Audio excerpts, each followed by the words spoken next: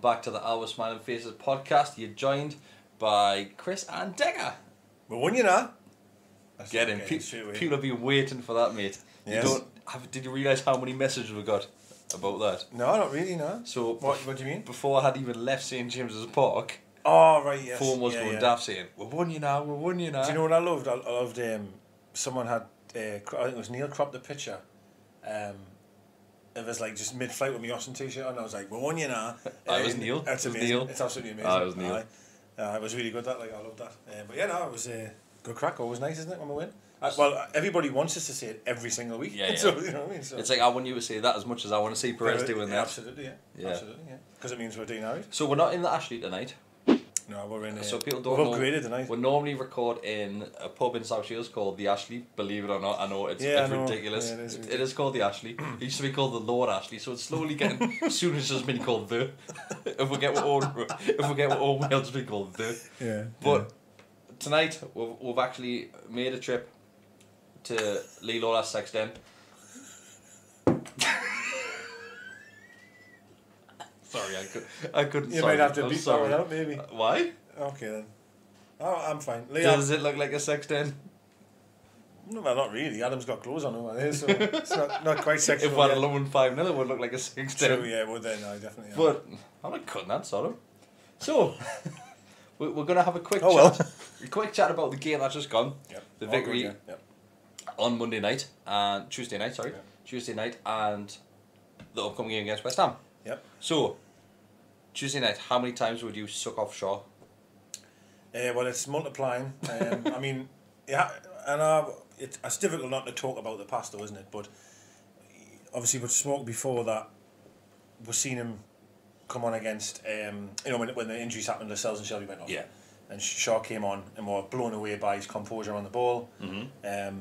Everyone thought he was mint, but still, we weren't too sure of him because obviously he hasn't played many games. I think people were expecting the form to drop. Oh, just drop like a stone because it was like, oh, there's a reason why he's not in the team. Lejeune. Because we've seen it before with players where they do so well, then all of a sudden they just flick of a switch, they'll just drop. Like Lascelles, we've seen with Lascelles. Yeah, because it's kind of like, I mean, in fairness, it's like a new signing or someone that comes in, their first few games, there's no doubt they're going to be probably at their best, you would expect. Certainly effort-wise. Because trying to impress, absolutely. And then once they start to play every week, you start to see the faults because you're seeing them more. But with him, like, I can't really speak any higher of him. Like, it's just unbelievable, isn't it? No. Like, what goal do you think is better? Do you think that goal was better than the one when he picked it up at halfway and done everyone? You know, and he just drove in, and he bent it with his left foot. So, or do you think that one was? I would say the one on Tuesday night is better. Yeah. Just the way it hits the post. Yeah. In my view of that goal was unbelievable. Yeah. So I just looked over to me right. Obviously, I'm in the east stand, so I look over to me right, and you just see him hit that ball. I didn't expect him to hit it. I did. Did you? Yeah, I didn't expect him. I should have a go. Like I thought he was just gonna just drop it over the top of the defence, but he hit it. As soon as he hits it, you just see it go. Like the power is ridiculous. And at first, I thought that's hitting the crossbar. That right. So the way it was going, I thought it was hitting the crossbar, and as soon as it hit the post, then I thought it's going to go back around the keeper and out again. Yeah. Thinking I had it outside the post, and when I seen it hit the back of the net, that's I would probably say, as my time having a season ticket at Newcastle United, that is up there with one of the best goals I've ever seen at St James's Park. Really? It was just everything about it. Coming from your centre back, and the strike. If your striker had done that, you'd. Is that fantastic? Is that the best goal a centre back has scored since Philip Albert at the 5-0? At the same end? As far as I can remember, off the top of my head, I can't remember anything that stands out.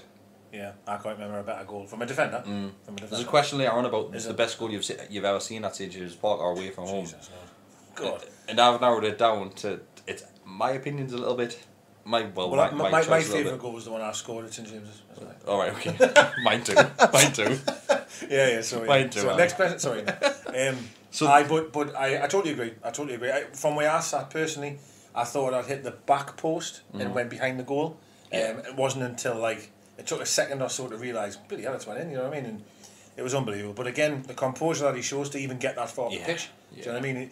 And for Lascelles, I think I said it the other night. For him, it's like having two centre midfielders next to you. It's weird, isn't it? It's like they can defend really well. They're so well drilled in terms of shape and organisation, but both of them are just unreal on the ball. It's mental. Schär, he's just. You normally see one of them in a team, Well, like you say, Lascelles has got one either side. Like it's just unbelievable. Honestly, it's as good as you could possibly hope. It's probably the best sandwich I've ever seen in my life. Absolutely, yes, yeah, absolutely. Yeah. I'd love to be in the middle of that sandwich, like no doubt about it. Like, but the team itself, Mankiwa came in, which I was pretty surprised. I was very surprised. Yeah, but Yedlin, he didn't have the greatest game against Huddersfield, but he didn't really do anything wrong. He made Shearer's team of the week. Yeah. How, I don't know. I know. Oh, yeah. But yeah. Because his first touch was shocking at times. Terrible. Aye, we mentioned that last one. His first touch was shocking. Yeah. But I mean, people say Kyle Walker's not really a good player. His pace gets him out of trouble.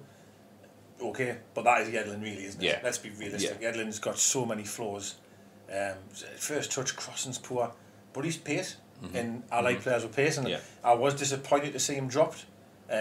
But I wasn't overly concerned because Almiron was still on, and you know the main players were still playing, so I wasn't that fussed. Do you know what I mean? But so Mankiwa came in, and to be fair to him, he done all right. He done a good job. He did a great job. Nothing wrong. Nah, he done a good job. He done all right. He doesn't attack as much as what Yedlin does, but he's comfortable, and I think when he's in that defence, he's probably, I wouldn't say suited, but it's just like a like for like, really, isn't it? Like it doesn't matter who you're really going to put there right now, with the likes of Lejeune, Lascelles, and Schär in there. You're confident no matter who goes there, aren't you? Really? Yes, I totally agree. Yeah, I think he's quite comfortable on the ball, isn't he? Like I know he hasn't got blisterings of pace. He's not gonna frighten teams with his pace. But when he gets the ball, there was a few times he carried it down the right hand side, a lot more comfortable than what Yedlin did. But he's absolutely fine. But what that to me tells you is that the squad and the club itself, there's a lot of confidence there now, and players are coming on and are enjoying coming on. They're not coming on when the tools are down and we're shit. And that's sometimes when you bring a player on, they look terrible. Yeah.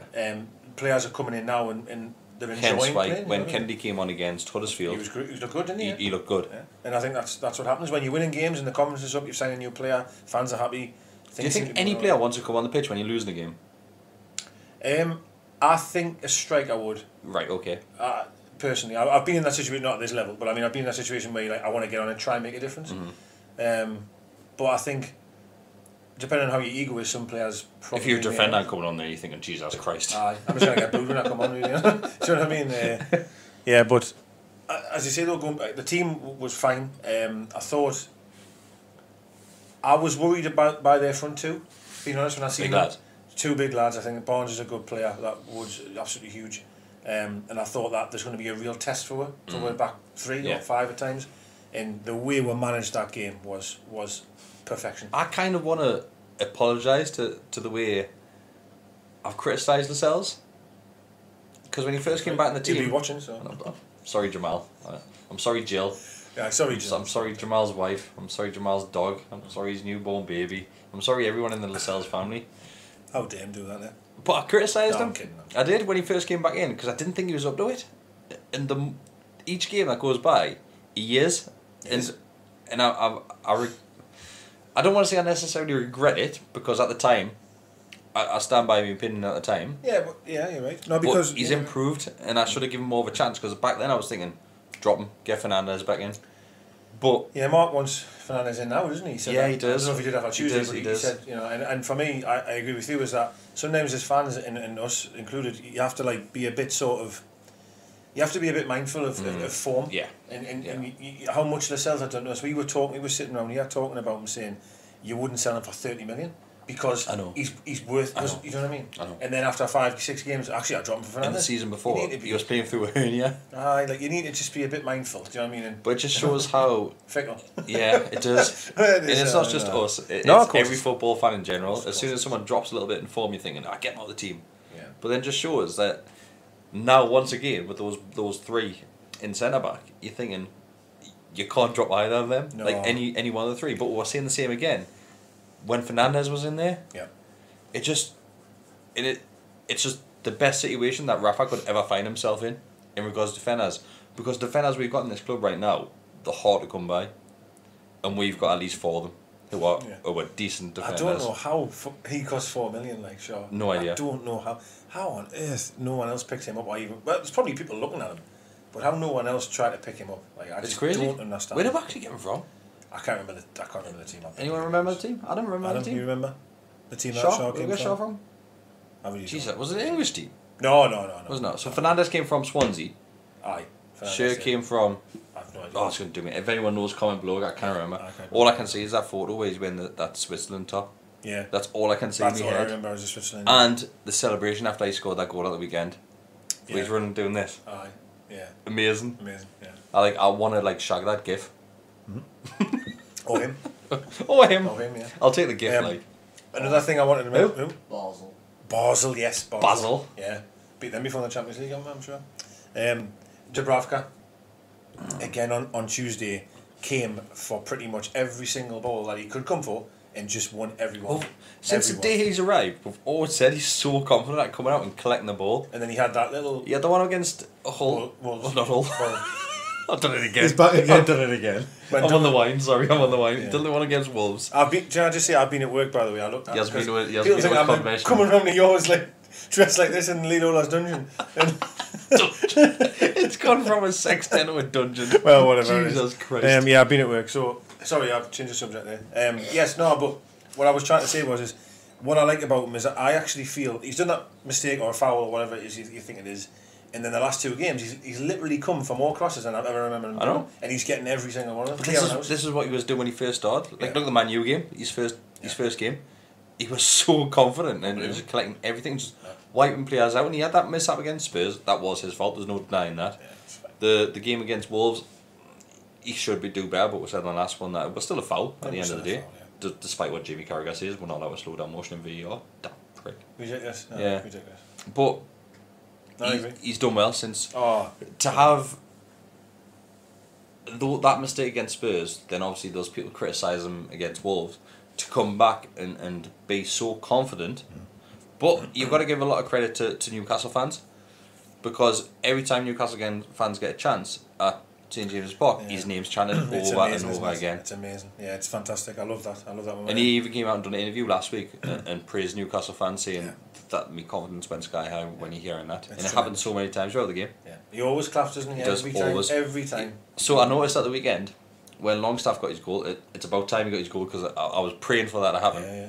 He took it well. His name got chanted. Amazing. And you can just see how shy he is as a person. Yeah. Because he scores a goal, he celebrates, and he's coming back. Yeah. And an old person, well, not an old person, but a confident player who's had experience in the Premier League would probably milk it, take it all in, clap it his head's down like this. He wants to get back and get on. Position. Yeah. Well, it was funny when I met him at the Super Bowl thing. I sang that song when he walked in. And he came in and he was on with two of his mates, and I was going, he's one of our own. And he went just beetroot red, and then he sat there on that next to our table. And then I went to ask for a photo, and then his mates went, then superstar, we'll move out the way for you. And he was part oh God. And then he shook my hand in that, and then I was talking to him, he was like, thank you very much, I really appreciate it. You know what I mean? But really, honestly, he was looking down. So Longstaff seems like the type of person. Do you know when you're at school and there's always that one kid in your class where he's going red? Yeah, he just gets redder and redder. He just seems that's Sean Longstaff. Yeah. No, I agree. I think that's something which he may lose. If the publicity and everything keeps going, you grow out. That could change like that. You've got to remember when players become Premier League players, constant Premier League players, and they hold the position in the team, they get media trained. They know how to talk in front of the camera and stuff like that. Longstaff probably not had that. No, did you watch his interview? Because I stayed back a little bit afterwards to Trafford and that go in there. Did you watch his interview? Have you seen it? There he's smiling throughout the full lot of the interview. He's just it's amazing. Do you know what I mean? He's literally answering the questions. Is that what he's saying? My family were watching. Blah blah blah. Just amazing. It's everything that you would want to happen. Do you know what I mean? I think there's other clubs. Of course, there's loads of other clubs that are probably the same. Sorry, so I may be wrong when I say here, but I feel like when Newcastle would do love it when there's one of us like Schär did it. And it's great to see him scoring. I don't know. We feel like we're really want them to do it. It's attachment. It's attachment, isn't it? Yeah, and I want Dummett to do well. I do want to do well. I don't want to see him in the other team. But that means some because. No, I don't. I want him to do well. I don't want to see him in the other team. I don't want to see him in the other team because that means someone's getting hurt, and I don't want to change any of what's going on at the moment. And they just keep it what it is. Well, we saw him at the weekend. I know I said. We didn't see him the weekend. We see him Tuesday. Shit! I'm doing it again. I'm doing it again. We'll see him Tuesday. So. Right. Yeah. People that watched the last podcast, so the one after the Huddersfield game, I mentioned Dummy came on the pitch, right? So if you go and watch Aaron's preview v Burnley. This is where I got confused. So earlier in the day, I watched that Burnley one. So I watch it before it goes live. And Dummit comes on. I know I'm comparing real life to FIFA. Yeah, right? I know it sounds fucking ridiculous. But Aaron brings Dummit on for Richie. Oh, right. Okay. On FIFA. On what game though? The Burnley preview. Okay. So Aaron's preview for Burnley. Right. Was that FIFA game? Yeah. Okay. But he had already put them both on YouTube waiting to get published. Okay. So I'd seen them before the game. Before we recorded the podcast. Yep. So he brings Dummit on, and Dummit, he's waiting for an overlap, and he doesn't make the overlap. So in my mind, right? Yeah, I'm getting you. When we're recording the podcast, I think Dummit's gone on against Huddersfield. He clearly hasn't, right? I'm sorry, right? Sorry, Paul. I'm just saying sorry all the players, yeah. Yeah, basically, yeah. Sorry, Jamal. Sorry, Paul. Sorry, Paul's sister. You'd call. Just love you, callers. Love you best. So yeah, so basically you got it mixed up with a video game. Yeah. A video game? That's what it was, isn't it? We're in America now. Yeah, always in America. No, right, okay. But yeah, I got confused. I'm sorry about that. Yeah, that's fine, we'll forgive you, it's fine. It was really funny at the time. What was the part when you spat beer out as well? I thought it was hilarious. I said something, didn't I? And you just went, bang! That was hilarious. I can't remember. Can you remember it? Oh, we're talking about the dogs. The dogs, yeah. And I said something about, so he just texts his man and says, come and get the dogs, and you went, and just went, and just, it was amazing, it was really good, yeah. So, I want to get this started. So if anyone sees the dogs on a match day, okay, just walk past the Gallagher side, past Schär's, and you'll see the dogs. Right, About 10 minutes before the game, go past, take a photo of the dogs. I'm going to make a point this season where... Invite them on. We'll just get them sitting here. Hashtag war dogs. So that's what you have to do, right? You have to go to where these dogs are, take a photograph, upload the picture. Get a photograph just to print. Tag us in the photo and then put hashtag war dogs. I'm going to get a petition to get the dog on a programme. Yeah, do it. You see him every day, sorry. I go and ask him to say, can we get more dogs on? What I'm going to do by the end of the season, I'm going to get a photo of the dog. Or you with the dogs. With the dogs. Yeah, no, about it. So do you know the scene off Björly Belter? I do, yes. No, that fell out of Raji with the dogs. Yeah. That'll just be me with the dogs. Sounds very entertaining. So we'll get the dogs, right? We're going to get the dogs in the block. I don't think he'll give her the dogs. I don't think he will. But it'll be funny though, wouldn't We'll have a dog right that side. We'll have his mum, wife in the middle. Yeah, definitely. 100%. He'll be sat with him, Adam. Yeah, that's what we'll do. Shit, people haven't got a clue. People are just tuning in this one that can. What the hell is this? Yeah, so you need to go back over if you need to understand what I'm talking about. I've never seen these dogs, but if you see them, take a photograph, upload it, hashtag more dogs, and then we'll kind of go from there, really. And then you see, if we get loads and loads of photos and loads of hashtags of more dogs, we can then show them to the owner and go, do you know what it is? Your dogs are famous. Bob's your uncle. You might not be, like. I'm done for this one. Are you done? We haven't talked about the first goal. Or any goals. Shaw's goal? Well, the second goal. Longstaff's goal. Did we talk about that one? Yeah. Well, you said it was a good goal, I think, didn't you? It was a great goal. Yeah, it was, man. We'll keep this on brief because it's been ages ago. People don't really bother anymore. That's true. Don't worry about that. Just say, well, won you now again. We won you now, and it was a mint result.